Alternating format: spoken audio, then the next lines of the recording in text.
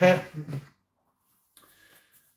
جیسے کہ آپ سب کو معلوم ہے، میں نے گزشتہ جب یہ واقعہ ہونے سے پہلے 1 سال پہلے بھی کہا تھا کہ، اور 15 سال پہلے بھی کہا تھا کہ 2025 میں کشمیر کی آزادی کا آغاز ہو جائے گا اور جنگ ہوگی پاکستان اور انڈیا کی۔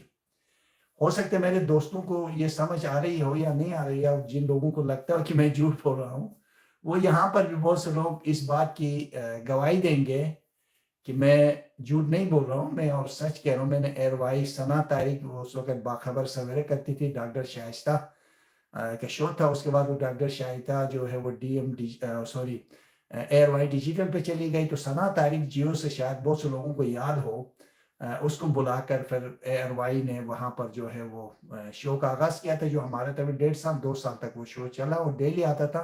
10-15 منٹ کے لیے میں آتا تھا کہ آج کے دن ستارے کیا کہتے ہیں، سب کو شاید آپ سب کو معلوم ہوگا اور بہت سے لوگوں نے دیکھا ہوگا۔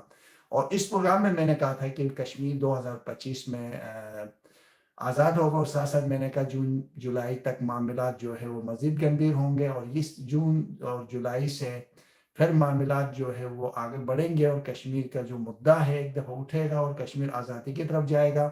اور یہ وہ بڑی پیشن گوئی ہے، شاید میرے بہت سے لوگ اتفاق کرے یا نہ کرے، مجھے نہیں معلوم، البتہ یہ بات میں نے کی تھی۔ اب آئیں دوستو، کل بوزدل انڈیا نے رات کی تاریکی میں معصوم، بے گناہ، بے خطا سوتے ہوئے خواتین اور بچوں کو اس نے شہید کر دیا، اور سب سے بڑی بات یہ ہے کہ مسلمانوں کی غیرت کو للکارا، اور اس نے جو ہماری عبادت گاہ ہوتی، مسجد ہوتی ہے، اللہ کے گھر کی نسبت ہوتی ہے، ان گھروں کے اوپر اس نے حملہ کیا، اور یہاں تک کہ پانی کے ڈیم کے اوپر بھی حملہ کیا۔ مزے کی بات یہ ہے کہ خود پانی بھی بند کر دیا، اور ہماری جو ڈیم تھا اس پر بھی اس نے حملہ کر دیا۔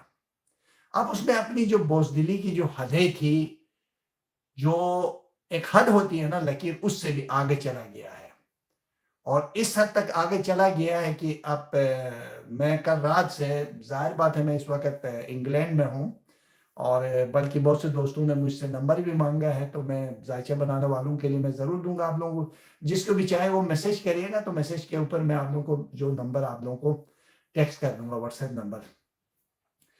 تو پھر اس کی جو دہشت گردی تھی وہ آغاز ہوا، اور پھر اس کے بعد رات کو یہ خبریں آنا شروع ہو گئی کہ پاکستان نے جوابی کارروائی کی اور انڈیا کو اچھا خاصا نقصان پہنچایا، اور انڈیا کا بڑا نقصان ہوا ہے، اور انڈیا کی جو 3 4 5 6 جہاز کو گرا دیا گیا ہے، ان کے ایئرپورٹ کو تباہ کر دیا گیا، ان کے بریگیڈ ہیڈ کوارٹر کو اڑا دیا گیا، وغیرہ وغیرہ وغیرہ۔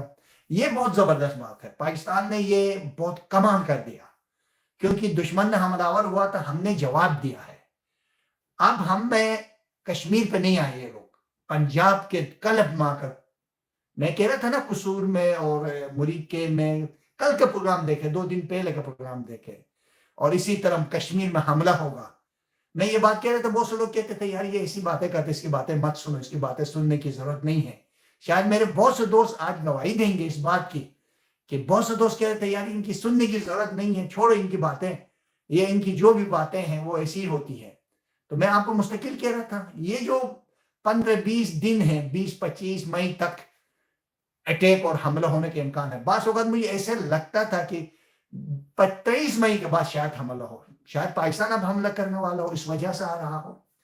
تو اب انڈیا نے حملہ کیا، ہمارے بہادروں نے، ہماری فوج نے، ہماری ان پہ سلوک سلام ہو، انڈیا کے طیاروں کو گرا دیا، ایئر فورس پہ ہزاروں سلام ہو، اور انہوں نے انڈیا کو وہ جواب دیا، ان کا رائفل ہے یا کیا ہے، اس طیارے کے آج حصص گر گئے، اور تھنڈر طیارے کے حصص بڑھ گئے، اور پاکستان کے بہادروں نے ان کی چنہ چپا دیا اور ان کے رونے پر مجبور کر دیا۔ اور اس وقت میں انگلینڈ میں ہوں، کیونکہ میرے پاس یہاں پر انڈیا کے سارے چینل ادھر آتے ہیں انگلینڈ میں، آپ سب کو پتہ ہے، وہ تو لاکھوں کروڑوں لوگوں کے ساتھ نکل کر جشن منا رہے کہ ہم نے مسجد کو اڑا دیا، ہم نے لشکر طیبہ کے ہیڈ کوارٹر کو اڑا دیے، ہم نے جیش محمد کے ہیڈ کوارٹر کو اتار دیے، ہم نے ٹرینکس اندر کشمیر کے اندر ان کو اڑا دیے، اور اس وقت ان کا پار آسمانوں پر ہے۔ دیکھیں دوستو، ایک بات یاد رکھنا، ہمارے معاشرے میں 2-3 قسم کے لوگ ہوتے ہیں۔ ایک جو لوگ ہوتے ہیں وہ اس جنگ کو بالکل ٹھیک نہیں سمجھتا ہے. دوسرے لوگ یہ ہوتے ہیں کہ بظاہر انڈیا نے ہمارے حدود کو کراس کر کے آ کر پاکستان کے مختلف شہروں میں انڈیا نے حملہ کیا اور اس حملے کے نتیجے میں معصوم جانوں کا ضیاع ہوا، نقصان کرا دیا، نقصان ہو چکا. اور کہتے ہیں کہ جناب ہماری جو ذرائع فوج کہتی ہے، ہمارے افواج پاکستان کے جو تعلق کرتا امہ کے جو لیفٹنٹ جنرل ہے، وہ تو یہی کہہ رہے کہ جناب علی انہوں نے جاسوس کیا. وہ تو کہہ رہے کہ ہم نے 26 میزائل مارے ہیں. تو ہمارے جو سسٹم میزائل سسٹم بھی تو کچھ نہ کچھ تو گرانا چاہیے تھا. یہ بھی تھوڑی سی دیکھنا پڑے گا. چلو اب اس پہ نہیں پڑیں گے. اب انڈیا میں جشن ہے ان کا، مسجدوں کے وہ بار بار چلا. اگر میں ابھی دکھا دوں نا جن لوگوں کو UK یورپ میں رہتے ہیں تو ان کو تو خیر پتہ چل رہا ہوگا، اور جو لوگ پاکستان میں رہ رہے ہیں ان کو پتہ نہیں چل رہا ہوگا. لوگ روڈوں پہ نکلے ہوئے جشن منا رہے ہیں، ٹی وی پہ دکھا رہے ہیں جشن. بڑے بڑے انڈیا کے جھنڈے لے کر ہم نے یہ کر دیا، ہم نے وہ کر دیا. لوگوں کو آپ کے جہاز گرانے میں فرق نہیں، وہ پھر خریدیں گے. امیر لوگ 3 جہاز یا 4 یا 6 یا 8 جہاز گرانے سے فرق نہیں پڑے گا. اب آپ نے بھی مارنے ہیں ان کے مندروں کے اوپر، آپ نے بھی مارنے ان کے ٹھکانوں کے اوپر، آپ نے بھی ماننے ہیں کہ وہ جو دہشت گرد مسلمانوں کے خلاف بیٹھ کر یہ دہشت گرد بھارتی جنتا پارٹی کے جتنے دہشت گرد RSS کے ان کو مارو، ان کے ٹھکانوں کو مارو، ان کو غائب کر دو. پھر جا کر ہم سمجھیں گے کہ ہماری جو بدلہ کا جو آنکھ ہے وہ ٹھنڈا ہو گیا ہے. اس طرح نہیں چلے گا. انہوں نے حملہ کیا، آپ نے جواباً ان کو روکا، ان کے جہازوں کو گرایا. یہ تو دفاع کیا. دفاع سے کام نہیں چلے گا. اب آپ کو مارنا ہوگا، اب آپ کو لڑنا ہوگا، اب آپ کو اس بہانے کشمیر کو آزاد کرانا ہوگا. فوج کو حکم دو، عوام کو حکم دو، گھس جائے اندر، گھس سے لڑے. بغاوت ہو جائے گی اگر تھوڑے سے ہمت کرے پاکستان اندر بڑھے. اب کشمیر کے ڈیموں کے جو انہوں نے پانی روکا ان کو گرا دو، پانی کھول دو. اس سے بڑا بہانے سے بڑا موقع زندگی میں نہیں ملے گا. اور اگر یہ موقع ضائع کر دیا تو انڈیا اسرائیل بننے کی کوشش کرے گا، پھر وار کرے گا، پھر وار کرے گا. مولانا امام حسین کے قول ہے، بہت زبردست قول ہے.